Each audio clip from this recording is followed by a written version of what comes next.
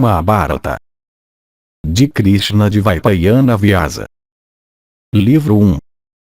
Sambhava Parva. Capítulo 102. Bhishma rouba 3 filhas do rei de Kasi.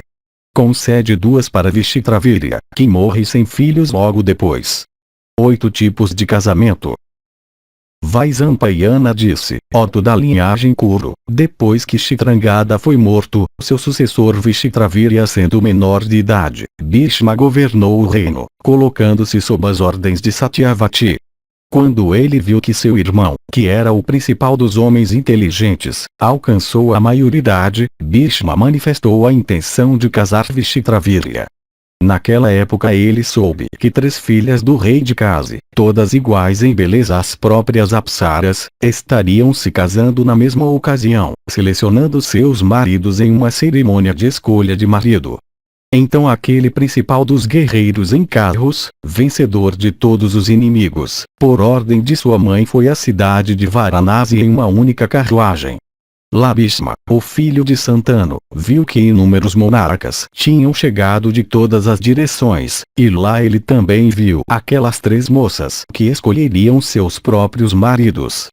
E quando os reis, reunidos, foram, cada um, mencionado por nome, Bhishma escolheu aquelas moças, em nome de seu irmão. E colocando-as em sua carruagem, Bhishma, o principal dos matadores em batalha, se dirigiu aos reis, o monarca, e disse em uma voz profunda como o rugido das nuvens: os sábios determinam que quando uma pessoa ilustre é convidada, a donzela deve ser concedida a ele, enfeitada com ornamentos e junto com muitos presentes de valor. Outros também entregam suas filhas por aceitarem um par de vacas. Alguns outorgam suas filhas por receberem uma soma fixa, e alguns levam as moças à força. Alguns se casam com o consentimento das moças, alguns por entorpecê-las para que consintam, e alguns por irem aos pais das moças e obterem sua sanção. Alguns obtêm esposas como presentes por ajudarem em sacrifícios. Dessas, os eruditos sempre elogiam a 8ª forma de casamento. Reis, no entanto, falam elogiosamente dos Vyamvara, a 5ª forma como acima, e eles mesmos se casam segundo essa. Mas os sábios dizem que a mulher que é eternamente valorizada é aquela que é levada à força, depois do massacre de adversários, do meio do saguão de príncipes e reis convidados para uma cerimônia de escolha de marido.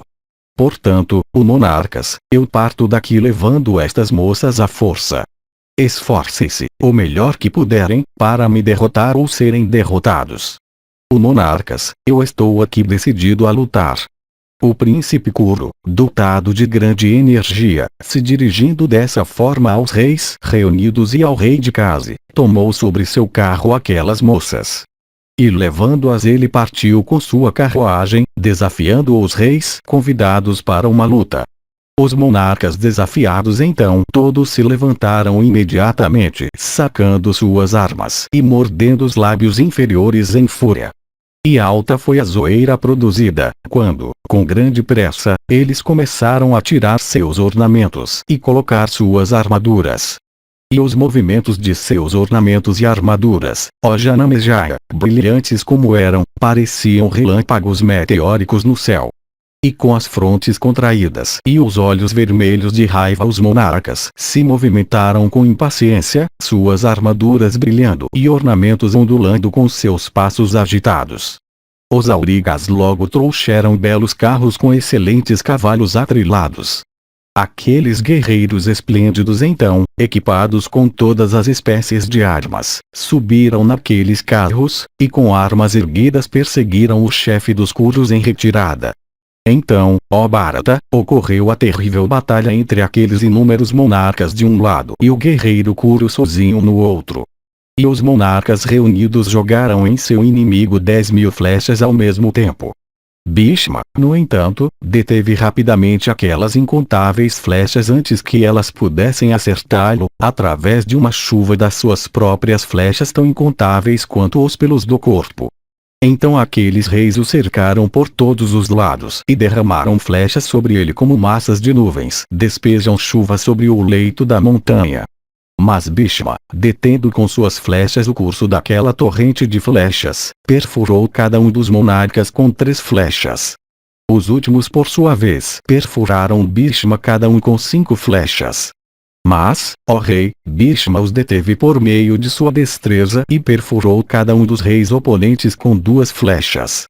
O combate se tornou tão feroz com aquela chuva densa de flechas e outros mísseis que ele se parecia muito com a batalha entre os celestiais e os asuras outrora, e homens de coragem que não tomaram parte nela sentiram medo só de olhar para a cena. Bhishma cortava, com suas flechas, no campo de batalha, arcos, e mastros de bandeiras, e armaduras, e cabeças humanas a centenas e aos milhares.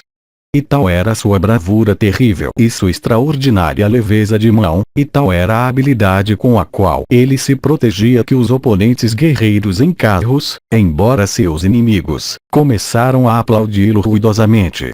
Então aquele principal de todos os manejadores de armas, tendo vencido em batalha todos aqueles monarcas, seguiu seu caminho em direção à capital dos Bharatas, levando aquelas moças consigo. Foi então, ó rei, que aquele guerreiro em carro poderosamente armado, o rei Salya de imensurável destreza, de trás convocou Bhishma, o filho de Santanu, para uma luta. E, desejoso de obter as moças, ele veio sobre Bhishma como um líder poderoso de uma manada de elefantes, avançando sobre outro de sua espécie, e rasgando em fúria com suas presas os quadris do último a visão de uma elefante fêmea no cio. E Salya de braços poderosos, movido pela fúria, se dirigiu a Bhishma e disse: Espera, espera. Então Bhishma, aquele tigre entre homens, aquele opressor de exércitos hostis, provocado por essas palavras, queimou de fúria como um fogo ardente. Com arco na mão e fronte contraída ele ficou em seu carro, em conformidade com o costume kshatriya de deter seu curso na expectativa do inimigo. Todos os monarcas vendo parar ficaram lá para se tornarem espectadores do combate entre ele e Salya. Os dois então começaram a expor sua destreza, um sobre o outro, como touros de grande força rugindo à vista de uma vaca no cio. Então aquele principal dos homens, o rei Salya, cobriu Bhishma, o filho de Santanu com centenas e milhares de flechas rápidas. E os monarcas, vendo Salya assim cobrir Bhishma no início com flechas incontáveis, maravilharam-se muito e proferiram gritos e aplausos. Vendo sua agilidade de mão em combate, a multidão de espectadores reais ficou muito contente e aplaudiu Salya. Aquele subjugador de cidades hostis, Bhishma, então, ao ouvir os gritos dos kshatriyas, ficou muito zangado e disse: Espera, espera. Em cólera, ele deu ordem ao seu quadrigueário, dizendo: Conduze meu carro para onde Salya está, para que eu possa matá-lo imediatamente, como Garuda mata uma serpente. Então o chefe Kuru fixou a arma Varuna na corda do arco, e com ela afligiu os 4 corcéis do rei Salya. E, ó tigre entre reis, o chefe Kuru, então, desviando com suas armas as do seu inimigo, matou o quadrigueário de Salya. Então aquele principal dos homens, Bhishma, o filho de Santanu, lutando por causa daquelas donzelas, matou com a arma Indra os nobres corcéis de seu adversário. Ele então venceu aquele melhor dos monarcas, mas o deixou com sua vida. Ó touro da raça Bharata, Salya, depois de sua derrota, voltou para seu reino e continuou a governar virtuosamente. E, ó conquistador de cidades hostis, os outros reis também, que tinham sido testemunhas da cerimônia de escolha de marido, voltaram para os seus próprios reinos. Aquele principal dos lutadores, Bhishma, depois de derrotar aqueles monarcas, foi com aquelas donzelas para Hastinapura, de onde o virtuoso príncipe Kuruvishitravira governava a terra como aquele melhor dos monarcas, seu pai Santanu. E, ó rei, passando por muitas florestas, rios, colinas, e florestas cheias de árvores, ele chegou à capital, rapidamente. De bravura imensurável em batalha, o filho de Ganga que segue para o oceano, tendo matado numerosos inimigos em batalha sem um arranhão em si mesmo, trouxe as filhas do rei de Kasi para os Kurus tão afetuosamente como se elas fossem suas noras, ou irmãs mais novas, ou filhas. e Bhishma de braços poderosos, impelido pelo desejo de beneficiar seu irmão, tendo por meio de sua coragem trazido-as daquela forma, então ofereceu àquelas moças possuidoras todos os atributos para Vishitravirya. Conhecedor dos ditames da virtude, o filho de Santanu, tendo realizado tal façanha extraordinária segundo o costume real, então começou a fazer os preparativos para o casamento de seu irmão. E quando tudo acerca do casamento estava acertado por Bhishma em consulta com Satyavati, a filha mais velha do rei de Kasi, com um sorriso suave, disse estas palavras: no meu coração eu havia escolhido o rei de Saúba como meu marido. Ele tinha, em seu coração, me aceitado como sua mulher. Isso era também aprovado por meu pai. Na cerimônia de escolha de marido também eu o teria escolhido como meu senhor. Tu és conhecedor de todos os ditames de virtude, sabendo de tudo isso, faze como te parecer melhor. Assim abordado por aquela moça na presença dos Brahmanes, o heróico Bhishma começou a refletir sobre o que deveria ser feito. Como ele estava familiarizado com as regras da virtude, ele consultou os Brahmanes que tinham se tornado peritos nos Vedas, e permitiu que Amba, a filha mais velha dos soberanos de Kasi, agisse como quisesse. Mas ele entregou com os ritos devidos às duas outras filhas, Ambika e Ambalika, para seu irmão mais novo Vishitravirya. E embora Vishitravirya fosse virtuoso e abstinente, ainda assim, orgulhoso de sua juventude e beleza, ele logo tornou-se lascivo depois de seu casamento. E ambas, Ambika e Ambalika, eram de estatura alta, e da cor do ouro fundido. E suas cabeças eram cobertas com cabelos encaracolados pretos, e suas unhas eram grandes e vermelhas, seus quadris e peitos eram cheios e redondos. E dotadas de todos os sinais auspiciosos, as jovens senhoras amáveis se consideravam casadas com um marido que era de todas as maneiras digno delas mesmas, e amaram e respeitaram muito Vishitravirya. E Vishitravirya também, dotado da destreza dos celestiais e da beleza dos gêmeos Asvins, podia roubar o coração de qualquer mulher bela. E o príncipe passou 7 anos ininterruptos na companhia de suas esposas. Ele foi atacado ainda no início da sua juventude pela tísica. Amigos e parentes em consulta uns com os outros tentaram efetivar uma cura. Mas, apesar dos esforços, o príncipe Kuru morreu, se pondo como o sol à noite. O virtuoso Bhishma então mergulhou em ansiedade e aflição, e em consulta com Satyavati fez com que os ritos do falecido fossem realizados por sacerdotes eruditos e pelos vários da linhagem Kuru. Capítulo 103. Satyavati pede para Bhishma se casar e gerar filhos. Vaisampayana disse: a infeliz Satyavati então ficou mergulhada na dor por causa de seu filho. E depois de realizar com suas noras a cerimônia fúnebre do falecido, ela consolou, o melhor que pode, as suas noras chorosas e Bhishma, aquele principal de todos os manejadores de armas.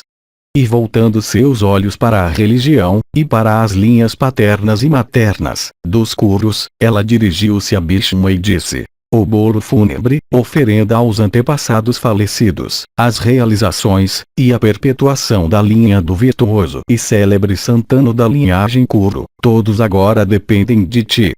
Como o alcance do céu é inseparável das boas ações, como a vida longa é inseparável da verdade e da fé, assim a virtude é inseparável de ti.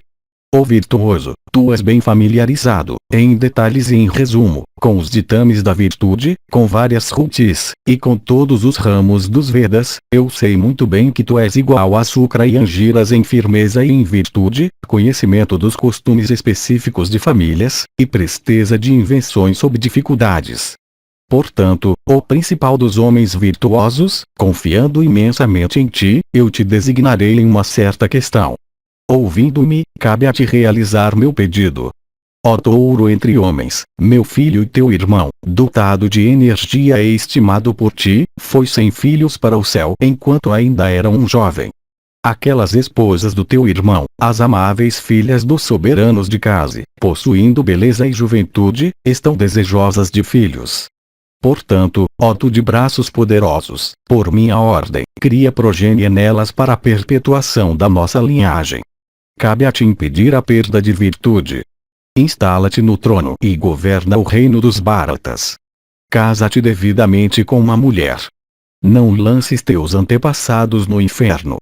Vaisampayana continuou, assim abordado por sua mãe e amigos e parentes, o opressor de inimigos, o virtuoso Bhishma, deu esta resposta em conformidade com os ditames da virtude: "Ó mãe, o que tu dizes é certamente sancionado pela virtude. Mas tu sabes qual é o meu voto na questão de gerar filhos. Tu sabes também tudo o que ocorreu em relação ao teu casamento. Ó Satyavati, eu repito o penhor que dei uma vez, eu renunciaria aos 3 mundos, ao império do céu, ou a qualquer coisa que fosse maior do que isso, mas eu nunca renunciaria à verdade. A terra pode renunciar ao seu aroma, a água pode renunciar à sua umidade, a luz pode renunciar ao seu atributo de exibir formas, o ar pode renunciar ao seu atributo de toque, o sol pode renunciar à sua glória, o fogo, ao seu calor, a lua, aos seus raios frios, o espaço, à sua capacidade de gerar som, o matador de Vritra, a sua bravura, o Deus da justiça, a sua imparcialidade, mas eu não posso renunciar à verdade." Ao ouvir isso de seu filho dotado de abundância de energia, Satyavati disse a Bhishma: "Ó tu cuja destreza é a verdade, eu sei da tua firmeza na verdade. Tu podes, se assim disposto, criar, pela ajuda da tua energia, 3 mundos além daqueles que existem. Eu sei que o teu voto foi por minha causa. Mas considerando esta emergência, aceita a carga de dever que uma pessoa possui com seus antepassados. O punidor de inimigos, age de modo que a nossa linhagem direta não seja rompida e nossos amigos e parentes não sofram." Assim rogado pela infeliz e chorosa Satyavati, que falava essas palavras inconsistentes com a virtude por causa da dor pela perda de seu filho, Bhishma se dirigiu a ela outra vez e disse: "Ó rainha, não desvies teus olhos da virtude. Ó, não nos destruas. Violação da verdade por um kshatriya nunca é aprovada nos nossos tratados de religião. Eu logo te direi, ó rainha, qual consagrado costume kshatriya pode ser usado como recurso para impedir que a linha de Santanu se torne extinta sobre a terra. Ouvindo-me, reflete sobre o que deve ser feito em consulta com sacerdotes eruditos e com aqueles que conhecem as práticas admissíveis em tempos de emergência e angústia, não esquecendo ao mesmo tempo qual é o regulamento de conduta social.